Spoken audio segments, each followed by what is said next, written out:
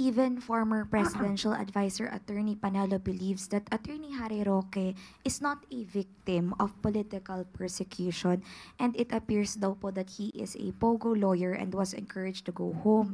Si Attorney Roque naman po sinabing nag-aaksaya daw po ng pera ang gobyerno para sa paghahanap po sa kanya dahil bumuo pa po ito ng tracker team. May we know po your response? Thank you. Mukhang si Attorney Harry Roque. Nagsama talaga, no? Sorry.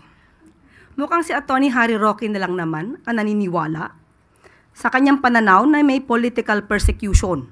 Ito malamang ay ang pagtatago niya ng kanyang maaaring liability at ang kanyang pagsama-sama sa mga Duterte ay ginagawa niyang panangga para ipatunayan na mayroong political persecution. Pero kahit ang kanyang dating naging kaalyado ay hindi naniniwala sa kanyang mga tinuran. At patungkol sa nag-aaksaya ng oras, ang paghahanap ng isang fugitive ay hindi pag-aaksaya ng oras. Kung siya ay concerned sa pondo ng bayan, dapat noong pang 2016.